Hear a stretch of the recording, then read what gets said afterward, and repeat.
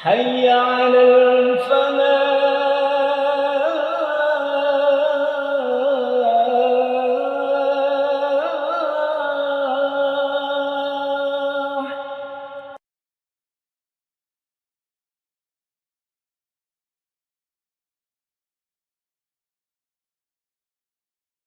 Assalamualaikum warahmatullahi wabarakatuh.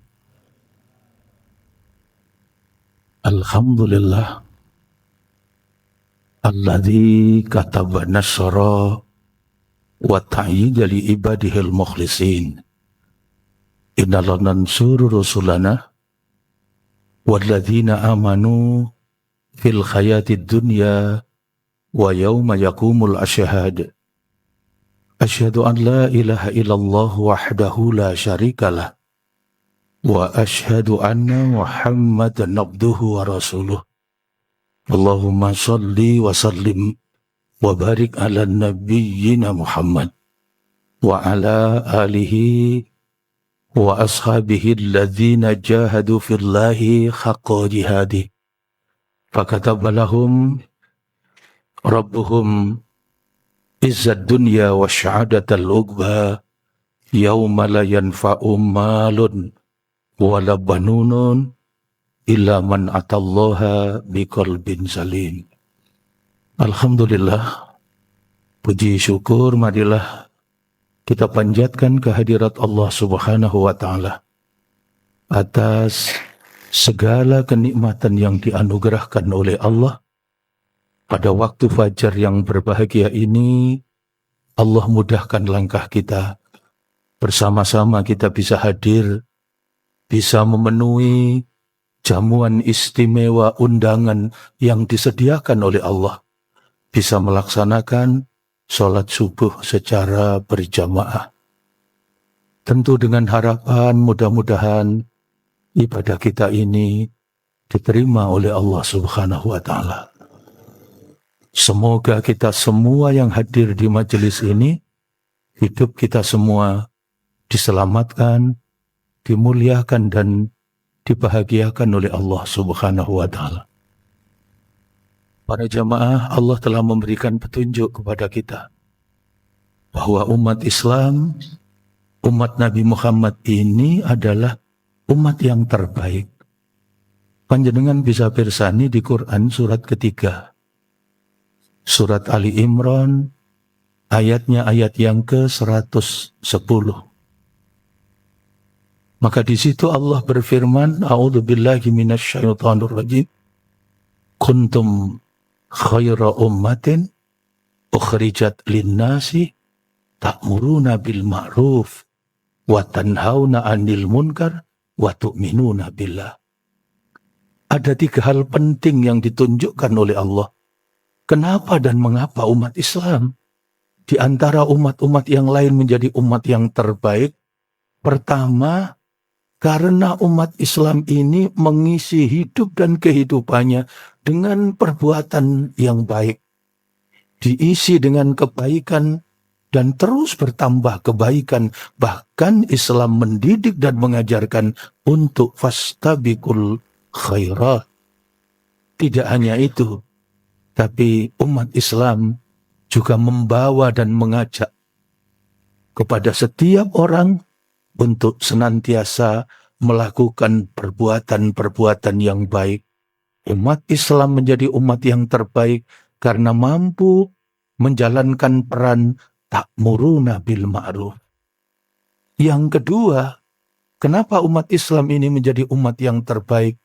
Sebab umat Islam dididik dan diajarkan oleh Allah untuk menjadi umat yang kuat, yang tangguh, yang memiliki kekuatan dan kekuasaan, yang dengan kekuasaan itu betul-betul dia gunakan untuk menaburkan kebaikan.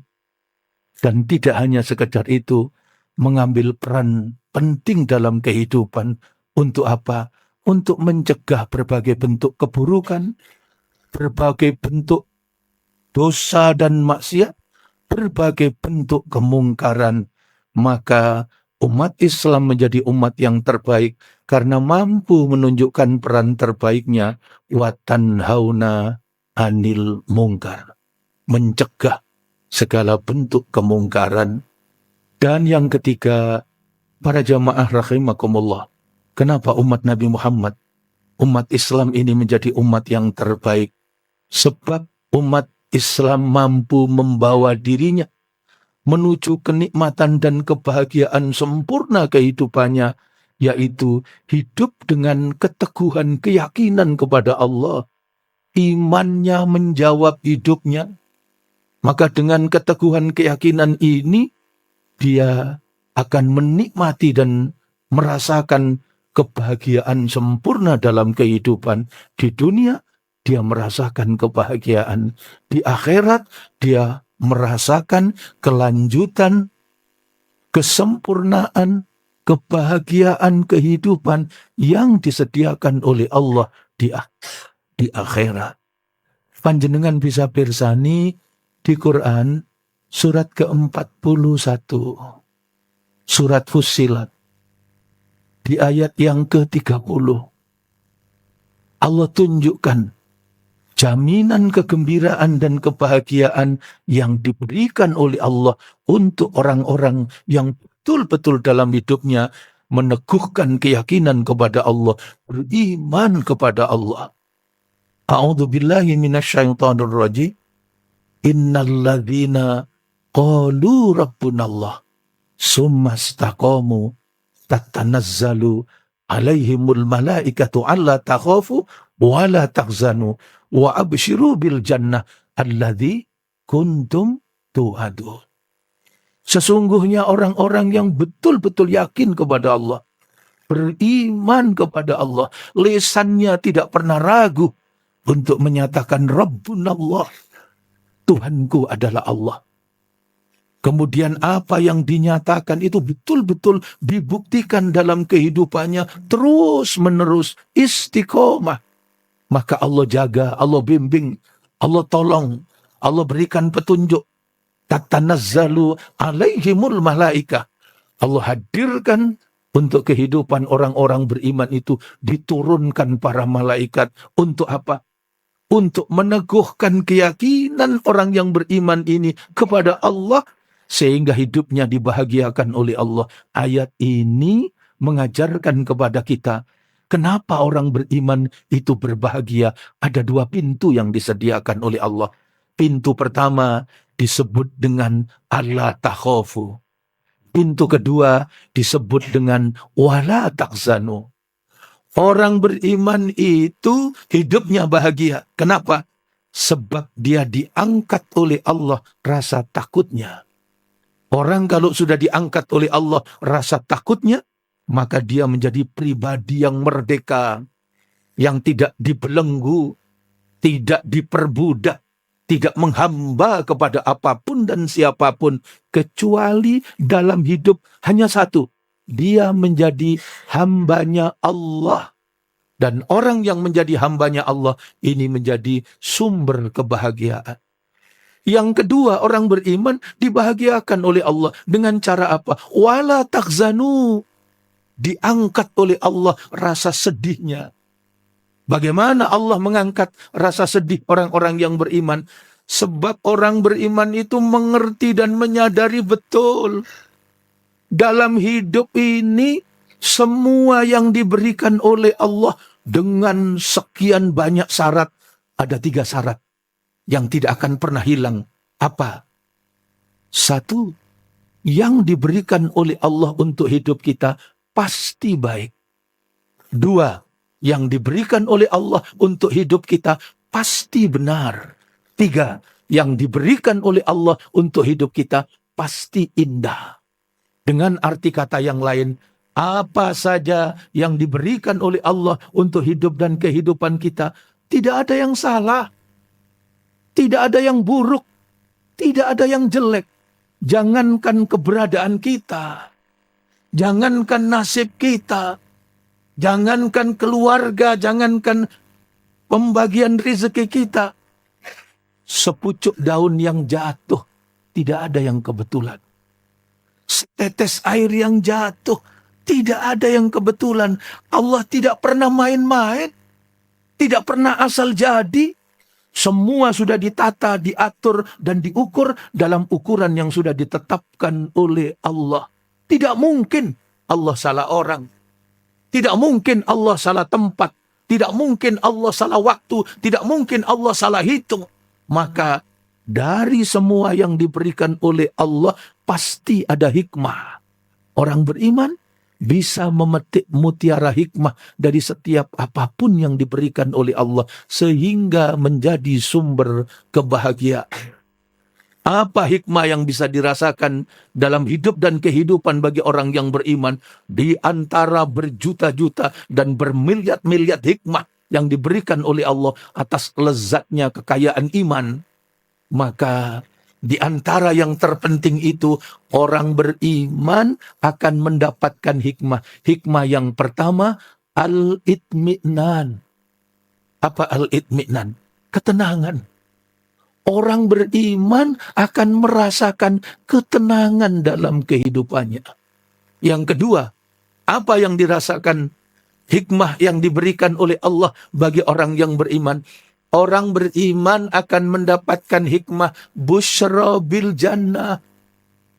Selain al-itmi'nan, yang dia rasakan adalah busyra bil jannah. Bergembira dengan surga. Maka orang beriman tidak pernah malas, tidak pernah lelah, tidak pernah capek untuk mengisi hidup dan kehidupan ini dengan berjuang. Menempuh jalan sulit, menempuh jalan mendaki. Sebab apapun yang dilakukan itu bukan cek kosong. Apa saja yang dilakukan itu bukan sesuatu yang tanpa makna. Apa saja yang dilakukan itu bukan sesuatu yang sia-sia. Ini adalah investasi, kegembiraan dan kebahagiaan. Sebab ketika nanti kita kembali kepada Allah, ada jaminan kebahagiaan yang diberikan oleh Allah, yaitu busyra bil jannah, bergembira dengan surga. Maka dia tidak pernah lelah dalam hidup untuk berjuang. Panjenengan pirsani di Quran surat ke-90. Surat Al-Balad. Ayatnya ayat 12. Ayatnya ayat 13. Apa yang diajarkan oleh Allah kepada kita? Wa ma adraka mal aqabah. Tahukah kalian jalan perjuangan? Tahukah kalian jalan yang sukar lagi mendaki? Tahukah kalian jalan perjuangan? Maka di ayat 13 itu Allah berikan petunjuk. Fakku raqabah. Fakku fi'il amar. Perintah dari Allah. Apa perintahnya? Bebaskan dirimu. Merdekakan dirimu. Dari apa? Dari raqabah. Raqabah itu secara harfiah artinya budak. Bebaskan dirimu. Tapi makna dibalik raqabah itu segala yang menjerat leher itu namanya raqabah.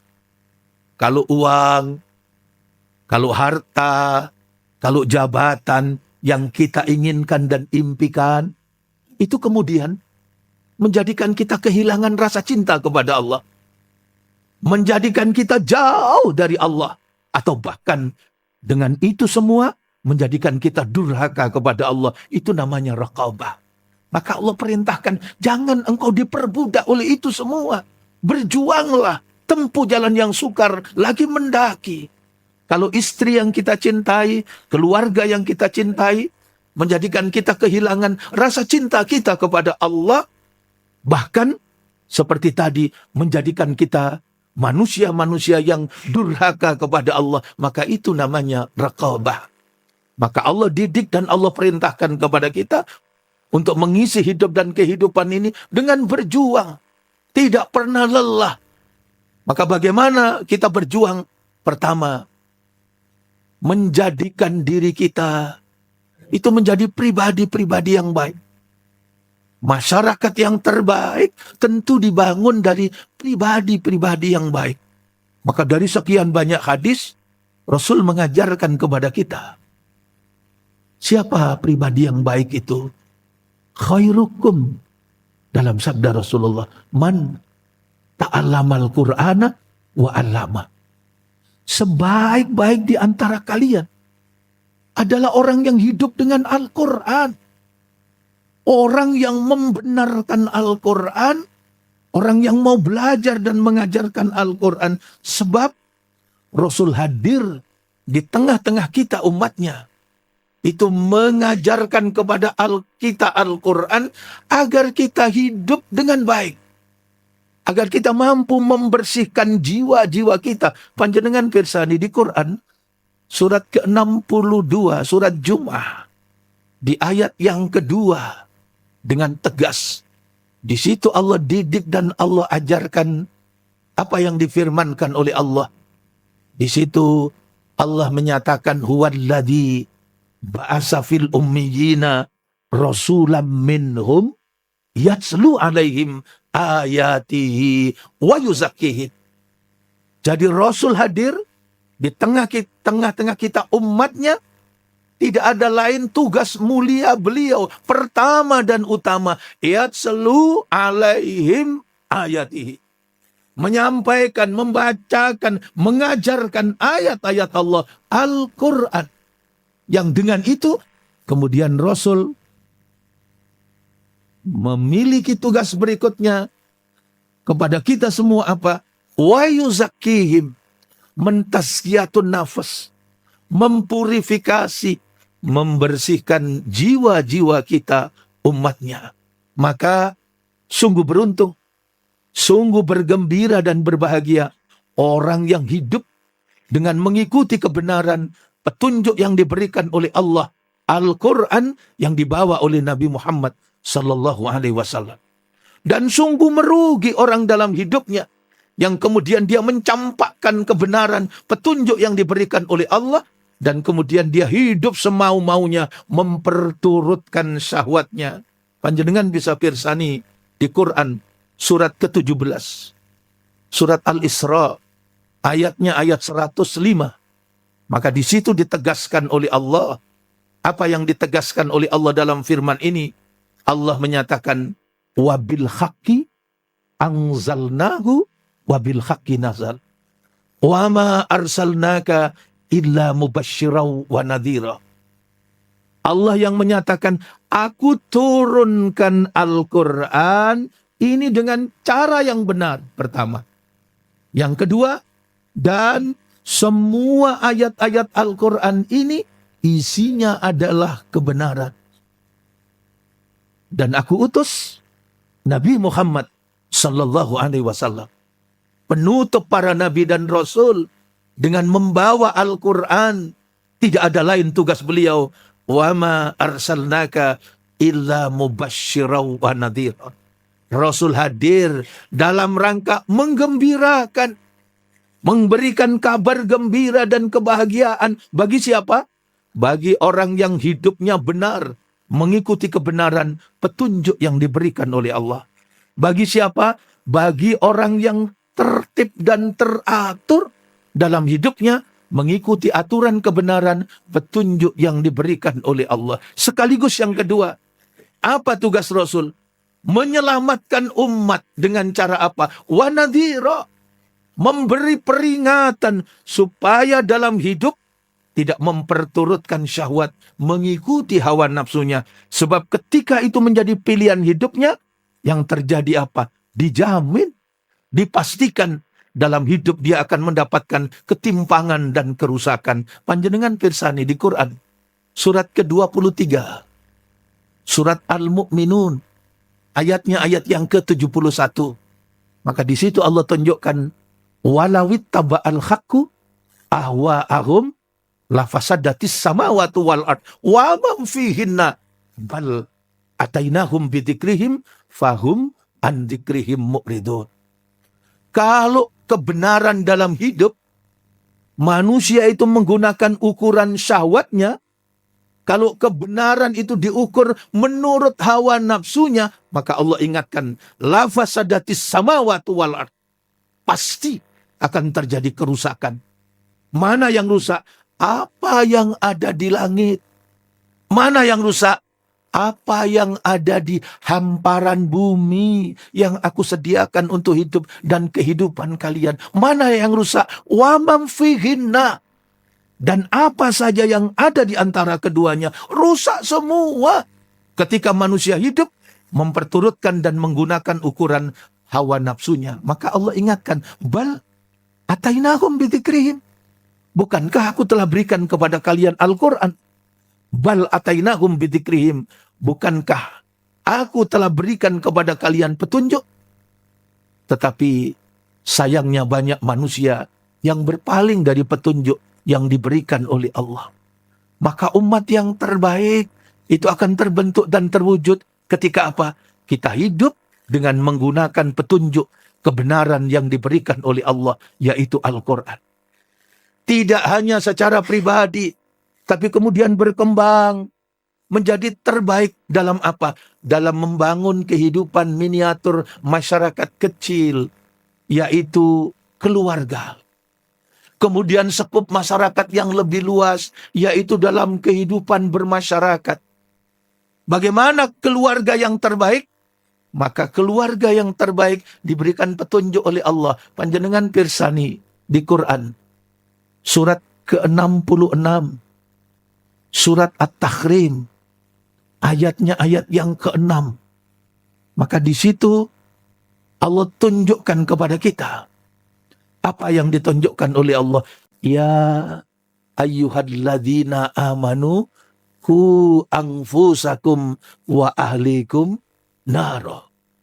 Allah betul-betul ingatkan kepada kita untuk menjaga diri dan pribadi kita, menjaga ahli kita, keluarga kita, pasangan kita, anak cucu dan anak keturunan kita, supaya apa? Terselamatkan, supaya terbebaskan dari apa? Dari siksa api neraka. Kita diperintahkan tidak pernah lelah berjuang untuk apa? Membawa diri dan pribadi kita menjadi pribadi yang terbaik. Membawa diri pribadi itu kemudian berlanjut membawa keluarga ini menjadi keluarga yang terbaik.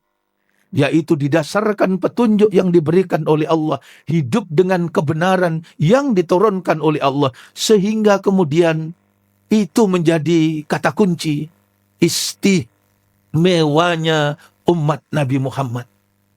Keistimewaan umat Nabi Muhammad bisa terasa, bisa dinikmati dari indahnya kehidupan yang didasarkan kepada petunjuk yang diberikan oleh Allah. Panjenengan bisa pirsani di Quran surat ke-48. Surat Al-Fat. Ayatnya ayat 29. Maka di situ Allah berikan petunjuk kepada kita. A'udzubillahi minasyaitonirrajim. Muhammadur Rasulullah walladzina ma'ahu asyidda'u 'alal kuffar ruhama'u bainahum tarahum ruk'an sujada yabtaguna fadlan minallah wa ridwana simahum fi wujuhihim min asaris sujud. Nabi Muhammad itu Rasul, utusan Allah. Dan di ayat ini Allah tegaskan, walladzina ma'ahu asyidda'u 'alal kufar. Orang-orang yang menjadi pengikut Nabi Muhammad itu tegas terhadap segala bentuk kekafiran. Tidak mau kompromi. Tentu berbeda antara orang-orang yang beriman dengan orang-orang yang kafir. Apa bedanya? Apa perbedaan yang mendasar yang ditunjukkan oleh Allah di Al-Quran tentang tata cara kehidupan orang-orang kafir? Maka kita kemudian tegas. Tidak mau sama. Tegas terhadap segala bentuk kekafiran. Orang kafir itu hidupnya yatamatta'una wa ya'kuluna kama ta'kulul an'am. Mereka itu enak-enak makan, enak-enak minum, enak-enak tidur. Rakus, serakah, tidak ubahnya seperti binatang ternak. Dan itu ditegaskan oleh Allah. Ada manusia-manusia yang diberikan casing indah. Sebaik-baik penciptaan, tapi dia lupa diri dan lupa daratan. Turun derajatnya, tidak ubahnya seperti binatang ternak. Bahkan di ayat itu Allah tunjukkan, meluncur jauh lebih rendah dibanding binatang ternak. Panjenengan bisa pirsani Quran, surat ke-7. Surat Al-A'raf, ayatnya ayat 179. Walaqad darokna li jahannama kasiram minal jinni wal ins lahum qulubul la yafqahuna biha walahum a'yunun la yubsiruna biha, walahum adanun la yasma'una biha, ulaika kal an'am, balhum adal, ulaika humul ghafilun. Aku masukkan ke dalam neraka jahanam. Aku sediakan, aku persiapkan neraka jahanam untuk apa? Bangsa jin. Untuk siapa? Bangsa manusia. Manusia seperti apa yang dimasukkan oleh Allah ke dalam neraka jahanam? Itu dia manusia yang aku sudah berikan bekal hati, tapi hatinya tidak mau beriman kepada Allah. Itu dia manusia yang aku berikan kepadanya mata, aku berikan kepadanya telinga, aku berikan kepadanya mata, tapi matanya tidak mampu melihat tanda-tanda kekuasaan Allah. Telinganya tidak mampu lagi mendengarkan peringatan-peringatan dari Allah. Maka di ayat itu Allah tegaskan derajatnya. Ulaika kal an'am. Mereka hidup tidak ubahnya seperti binatang ternak. Balhum adol. Bahkan lebih rendah. Sedangkan orang yang beriman, orang yang selalu mendekat, orang yang selalu taqarrub kepada Allah, betul-betul dalam hidupnya menjadi orang yang dimuliakan oleh Allah. Mata, telinga, tangan, kaki, semuanya dibimbing oleh Allah. Man adali waliyan faqad adantuhu bil khair. Wa ma taqarraba ilayya 'abdi bi syai' ahabba ilayya mimma aftaraftu alaih. Wa ma yazalu 'abdi yataqarrabu ilayya bin nawafili hatta uhibbahu fa idza akhbabtuhu kuntu sam'ahu alladhi yasma'u bi wa basaru alladhi yubsiru bi wa yadahu alladhi yabtishu biha wa rijluhu alladhi yamsi biha wa in sa'alani a'taituhu wa la in ista'adani la u'idanna. Masya Allah. Allah yang jamin. Orang yang hidup dengan keteguhan keyakinan kepada Allah, taat, tunduk dan patuh, bertakorrub, mendekatkan diri kepada Allah, dia menjadi hamba-hamba yang dicintai oleh Allah. Apa jaminan dari hamba yang dicintai oleh Allah? Allah jamin, aku Allah sebagai matanya. Mata ini dibimbing oleh Allah. Masya Allah. Aku Allah sebagai telinganya. Telinga ini dibimbing oleh Allah. Aku Allah sebagai tangannya. Tangan ini dibimbing oleh Allah. Aku Allah sebagai kaki. Kaki ini akan dibimbing oleh Allah. Dan dijamin oleh Allah. Kalau dia minta tolong, pasti akan aku tolong. Kalau dia minta perlindungan, pasti akan aku lindungi. Umat Nabi Muhammad, inilah istimewanya. Asyidda'u alal kuffar. Tegas terhadap segala kekafiran. Tidak mau kompromi dengan tata cara kehidupan orang-orang kafir. Orang beriman mengerti betul. Dari rezeki yang diberikan oleh Allah. Ada hak milik orang lain. Ada fakir, ada miskin.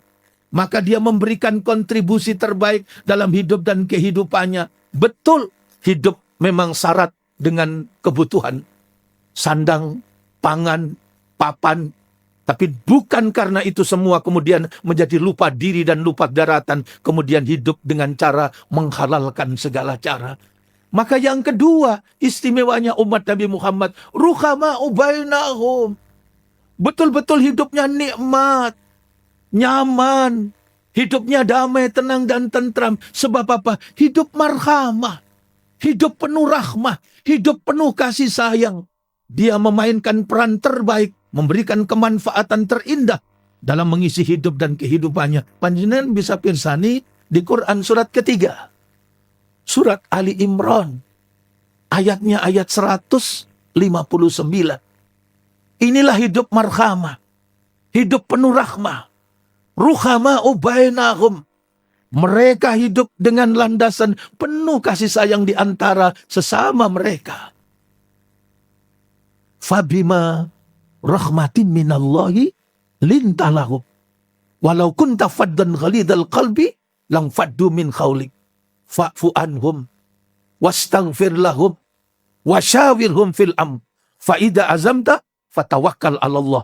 Innallaha yuhibbul mutawakkilin. Allah tunjukkan akhlak mulia Rasulullah yang betul-betul menjadi rahmatan lil alamin. Umat Islam menjadi pengikut Nabi Muhammad betul-betul mencontoh. Membawa diri hidup indah, penuh rahmah. Fabima rahmatim minallahi lintalahum. Hanya disebabkan rahmat dari Allah. Sungguh kalian mampu mewujudkan hidup penuh kasih sayang. Kalian diselamatkan walau kunta faddan ghalidal qalbi lang faddu min khaulik. Engkau akan dibebaskan, diselamatkan dari penyakit-penyakit hati, dari penyakit-penyakit rohani, dendam, iri, dengki, dan segala penyakit. Sebab jika itu ada pada pribadi-pribadi kita, maka lang faddu min khaulik, tentu akan jauh. Jauh dari mana? Jauh dari cita-cita kebahagiaan. Jauh dari sorga. Jauh dari impian untuk bersama-sama orang berada dalam kebaikan. Maka tampillah kita menjadi pribadi yang luar biasa. Fa'fu anhum wastaghfir lahum wasyawirhum fil amr. Menjadi pemaaf yang senantiasa memberikan ruang dan waktu untuk memohonkan ampun kepada orang-orang yang melakukan kesalahan, dan memberikan saat-saat terindahnya untuk apa? Untuk mampu berbicara dengan mereka dengan tata cara yang baik, sehingga mengantarkan mereka menjadi pribadi yang baik. Setelah proses ini dijalankan dengan indah, baru diserahkan bertawakal kepada Allah Subhanahu wa ta'ala. Istimewanya umat Nabi Muhammad adalah ruhama'u bainahum. Yang ketiga apa? Tarahum ruk'an sujada. Engkau lihat mereka hidup indah. Kenapa? Menyadari dalam hidup tidak ada yang lebih mahal dan berharga melebihi rukuk dan sujud kepada Allah. Jangankan dunia seisinya, dua dunia sekalipun tidak sebanding dengan betapa mahal dan berharganya rukuk dan sujud kepada Allah. Panjenengan pirsani Quran surat ke-13. Surat Ar-Ra'du ayatnya ayat yang ke-18. Lilladina stajabu lirabbihimul husna.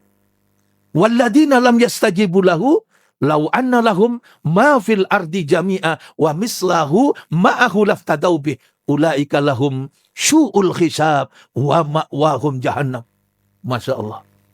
Di ayat ini Allah tunjukkan, adapun orang-orang yang dalam hidupnya taat, tunduk dan patuh, rukuk dan sujud mengabdi kepada Allah, dialah yang husna. Di ayat ini disebut kata husna. Berapa mahalnya mahkota berharga yang bernama husna. Maka di ayat itu Allah jelaskan, setelah Allah tunjukkan, walladzina lam yastajibu lahu lau anna lahum ma fil ardi jami'a wa mislahu ma'ahu laftadau bih. Adapun orang yang tidak mau rukuk dan sujud, orang-orang yang tidak mau taat kepada Allah, sekalipun dia kaya raya, seluruh isi dunia dia kuasai. Kalau tidak cukup, kata Allah, aku tambah lagi dengan satu dunia. Berapa dunia? Dua dunia dia miliki, tapi dia tidak rukuk dan sujud kepada Allah. Sungguh dia bukan orang yang sukses. Sungguh dia bukan orang yang beruntung. Tapi dia adalah orang yang rugi. Kerugiannya sampai di akhirat. Dia dimasukkan oleh Allah ke dalam neraka Jahannam. Dan itu adalah seburuk-buruk tempat kembali. Maka tidak ada warisan yang lebih berharga, melebihi kekayaan ketika kita mendidik, mengajarkan, memberikan contoh dan keteladanan kepada anak-anak kita. Untuk apa? Untuk rukuk dan sujud kepada Allah. Dan itulah keberuntungan bagi orang-orang yang mendapatkan derajat kemuliaan, yaitu orang yang bertakwa kepada Allah. Panjenengan pirsani Quran surat ke-20. Surat Toha ayatnya ayat 132. Maka di ayat 132 itu Allah ingatkan kepada kita, wa'mur ahlaka bisalah fastabir 'alaiha la nas'aluka rizqa nahnu narzukuk wal akibatul littaqwa. Perintahkan kepada ahlimu, ajarkan, didik, tanamkan, biasakan, kontrol, cek kepada anak, cucu dan anak keturunan kita. Untuk apa? Untuk sholat, untuk beribadah kepada Allah. Fastabir 'alaiha, dan yang sabar di dalam melaksanakannya. Ayat ini luar biasa. Allah ingatkan kepada kita, la nas'aluka rizqa. Aku tidak butuh sholatmu. Aku tidak minta apapun darimu. Begitu Allah ingatkan, la nas'aluka rizqa. Kalau engkau malas sholat, tidak apa-apa. Satu keluargamu tidak ada satupun yang sholat, tidak apa-apa. Sekampung, senegeri, Tidak ada satupun yang rukuk dan sujud kepada Allah tidak mengurangi sedikit pun kekuasaanku. La nas'aluka rizqa, nahnu narzukuk. Aku Allah yang mencukupi hidup dan kehidupanmu. Ayat ini ditutup pernyataan luar biasa. Wal akibatul littaqwa. Kegembiraan akibat yang baik itu akan dirasakan bagi orang yang memilih jalan kemuliaan, hidup dengan penuh ketaatan, bertakwa kepada Allah Subhanahu wa Ta'ala. Inilah istimewanya umat Nabi Muhammad. Tarohum ruka'an sujada. Engkau lihat mereka sholat, mereka rukuk dan sujud, menyembah, mengabdi kepada Allah. Dan yang keempat, yang tidak kalah pentingnya, istimewanya umat Nabi Muhammad yang tidak pernah lelah berjuang untuk apa? Fadlam minallah waridwana. Hidup dalam rangka mencari rezeki. Sadar dengan segala macam banyak karunia yang disediakan oleh Allah. Tapi dia hidup dengan keridaan Allah. Fadlam minallah waridwana. Apalah artinya jumlah yang banyak ketika tidak diridhoi oleh Allah? Para jamaah, rezeki yang diberikan oleh Allah itu ada 3. Pintu rizki yang disediakan oleh Allah. Pintu rizki pertama namanya pintu ataina. Pintu rizki yang kedua namanya hablana. Pintu rizki yang ketiga namanya a'toina. Apa bedanya pintu rizki ataina, hablana, a'toina? Pintu rizki ataina itu jalur umum. Rizki tanpa syarat. Diberikan oleh Allah bebas kepada siapa saja, tidak peduli apakah dia orang beriman, apa orang kafir. Apakah orang yang taat atau orang yang durhaka, bebas tanpa syarat. Itu namanya pintu rizki ataina. Maka jangan heran, ada orang ahli dosa, ahli maksiat, tapi uangnya banyak. Kenapa? Sebab dia diberi rizki oleh Allah lewat pintu namanya pintu ataina. Uang dari pintu ini yang akan diaudit, yang akan diperinci secara detail di sisi Allah untuk diminta pertanggungjawaban. Panjenengan pirsani Quran surat ke-75, surat Al-Qiyamah, ayatnya ayat yang ke-36. Apa yang diingatkan oleh Allah kepada kita? Ayaksabul insanu ayyutrakas sudah. Ayaksabul insanu ayyutrakas sudah. Apa kamu kira hidupmu akan dibiarkan begitu saja? Tentu tidak. Silakan kalian memilih hidup dalam kehinaan atau sebaliknya kalian hidup dalam kemuliaan. Maka dalam riwayat hadis itu dijelaskan, Atani Jibril baqala ya Muhammad isma syi'ta fa innaka mayyitun wa akhbib ma syi'ta fa innaka mufarikun wa amal ma syi'ta fa innaka majzum bi wa'lam anna syarafal mu'minin qiyamuhu bil lail wa izuhu istighfanu anin nas. Malaikat Jibril diutus oleh Allah datang kepada Rasulullah, mengajarkan kemuliaan kehidupan kepada kita. Apa yang diajarkan? Sampaikan Muhammad, isma syi'ta fa innaka mayyitun. Silakan hidup semau-mau kalian, tapi catat dan ingat, kalian semua pasti akan mati. Yang kedua, wa akhbib mam syi'ta. Silakan cinta dunia dengan segala kesenangannya, tapi tanpa keyakinan dan ketaatan kepada Allah, maka semua yang kita cintai itu pasti akan berpisah dengan kita. Dan yang ketiga inilah yang terpenting. Silakan berbuat semau-mau kita, suka-suka di dunia. Tapi catat dan ingat, apapun yang kita lakukan pasti akan diminta pertanggung jawab. Inilah yang diajarkan oleh Allah. Karena itu Allah berikan pintu rizki pertama namanya ataina. Apa pintu rizki yang kedua? Namanya hablana. Pintu rizki hablana itu pintu rizki jalur khusus. Khusus siapa? Khusus orang yang beriman. Yang dengan penuh keyakinan, dengan penuh perjuangan mencari rizki, minta kepada Allah supaya diberikan oleh Allah rizki yang terbaik. Maka Allah turun tangan. Allah berikan rizki yang dipilihkan langsung oleh Allah, rizki jalur khusus orang yang beriman. Seperti doa yang kita munajatkan. Rabbana hablana min azwajina wa dzurriyyatina wa qurrata a'yun. Masya Allah. Inilah pintu rizki yang kedua. Maka kalau orang kafir dapat pintu rezeki cuma satu, lewat pintu rezeki ataina. Tapi kalau orang beriman sudah dapat 2 pintu. Dari ataina bisa dapat, yang kedua dari hablana juga dapat. Dan tidak hanya sekedar itu, orang beriman masih dapat pintu rezeki, 1 pintu besar lagi, namanya pintu a'toina. Rezeki jalur istimewa, bukan hanya jalur khusus. Rezeki yang diberikan bagi orang-orang yang istimewa dalam hidupnya. A'to, orang yang bertakwa kepada Allah, orang yang hidup dengan penuh ketaatan dan kemuliaan, maka Allah pilihkan rezeki yang terbaik, yang betul-betul mampu menjadi investasi kegembiraan dan kebahagiaan sempurna dunia sampai akhirat.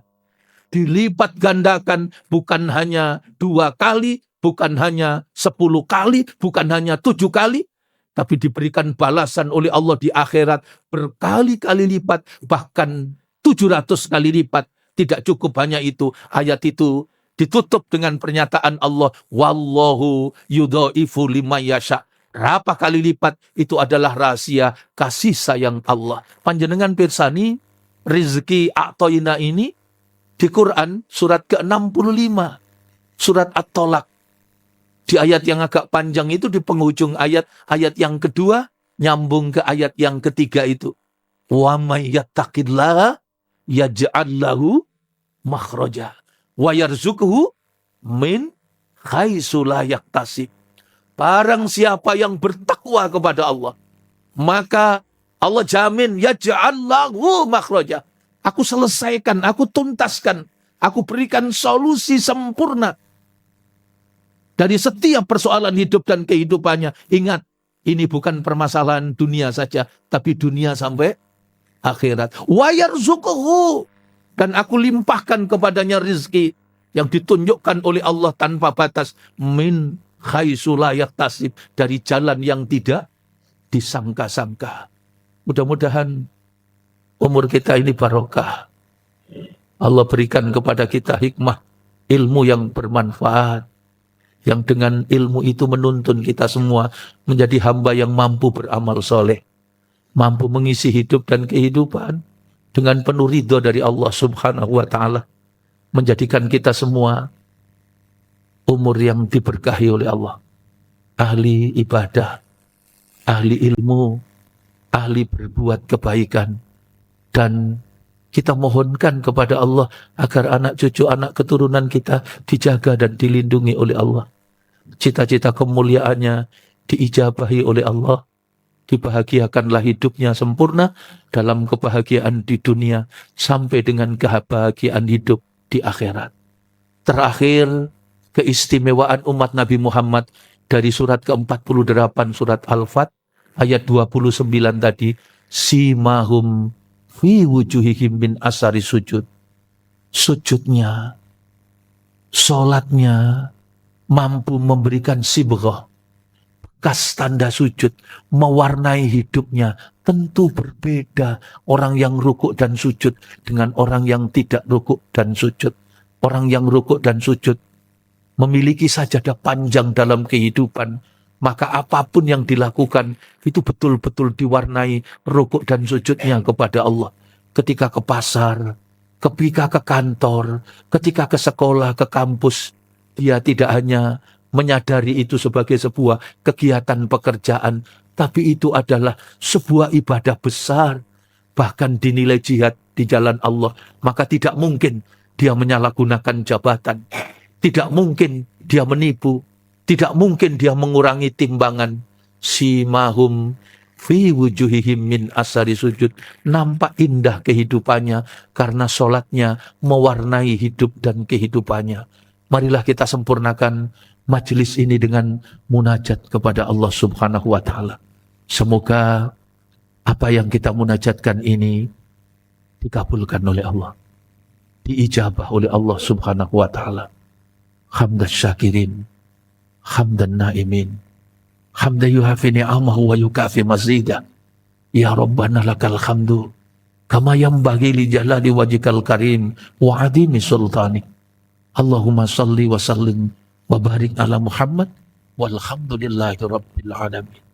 Allahumma anta rabbi La ilaha illa anta khalaqtani wa ana abduka wa ana ala ahdika wa wa'dika mastata'tu a'udzubika min syarri ma sana'tu abu'u laka bi nikmatika alayya wa abu'u bidzambi faghfirli fa innahu la yaghfirudz dzunuba illa anta. Allahumma ja'al awwala hadza yauma salakha wa awsatuhu falakha wa akhiruhu najakha wa as'aluka khairat dunya wal akhirah. Ya Hayyu ya Qayyum bi rahmatika astaghis aslih li sa'ni kullahu wa la takilni ila nafsi tarfata aini. Allahumma ya Allah, ya Qawiyyu ya Aziz, dengan rahman dan rahimmu ya Allah, kami berkumpul di majelis yang mubarakah ini. Limpahkan taufik dan hidayahmu ya Allah. Ampuni segala dosa-dosa kami.